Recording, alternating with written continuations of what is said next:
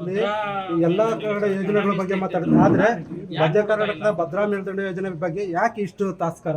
ರಾಜ್ಯ ಸರ್ಕಾರ ಆಗಿರ್ಬೋದು, ಕೇಂದ್ರ ಸರ್ಕಾರ ಆಗಿರ್ಬೋದು, ಬಿಜೆಪಿ ಆಗಿರ್ಬೋದು, ಕಾಂಗ್ರೆಸ್ ಆಗಿರ್ಬೋದು. ಪಕ್ಷದಲ್ಲಿದ್ದೀರಿ, ರಾಜ್ಯ ಸರ್ಕಾರ ಸಭೆ ಕರೆದ್ರೆ ನಾವು ಹೋಗಕ್ ರೆಡಿ ಇದ್ದೀರಿ, ಮಾತಾಡಕ್ ರೆಡಿ ಇದ್ದೀರಿ. ರಾಜ್ಯ ಸರ್ಕಾರ ಇದುವರೆಗೂ ಒಂದು ವಿರೋಧ ಪಕ್ಷದವ್ರನ್ನ ಒಂದು ನದಿ ವಿಚಾರವಾಗಲಿ, ಭಾಷೆ ವಿಚಾರವಾಗಲಿ, ನೆಲದ ವಿಚಾರವಾಗಿ ತಲೆನೇ ಕೆಡಿಸ್ತಾ ಇಲ್ಲ. ಅವರು ಅಧಿಕಾರದ ಕಚ್ಚಾಟದಲ್ಲಿ ಇದ್ದಾರೆ.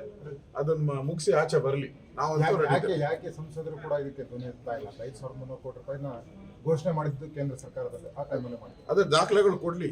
ಕೇಂದ್ರ ಸರ್ಕಾರ ಘೋಷಣೆ ಬಡ್ಜೆಟ್ ಪ್ರಪೋಸಲ್ ಅಲ್ಲ ಹೇಳ್ತಾ ಇರೋದು, ಬಡ್ಜೆಟ್ ಅಲ್ಲಿ ಘೋಷಣೆ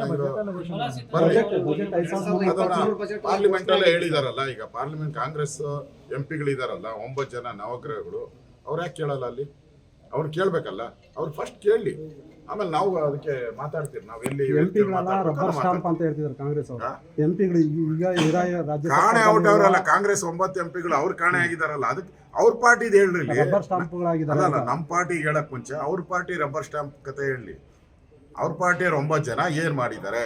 ಸ್ವತಃ ಮಲ್ಲಿಕಾರ್ಜುನ್ ಖರ್ಗೆನೇ ಇದಾರಲ್ಲ, ಅಪೋಸಿಷನ್ ಲೀಡರು, ಏನ್ ಮಾಡಿದ್ದಾರೆ?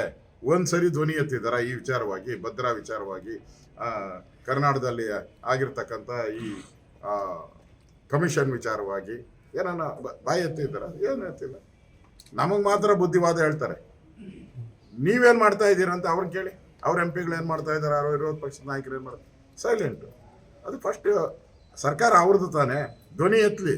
ಆಮೇಲೆ ನಾವು ತೀರ್ಮಾನ ಎಲ್ಲಿ ಯಾವ ವೇದಿಕೆಯಲ್ಲಿ ಮಾತಾಡಬೇಕೋ ಮಾತಾಡ್ತೀವಿ.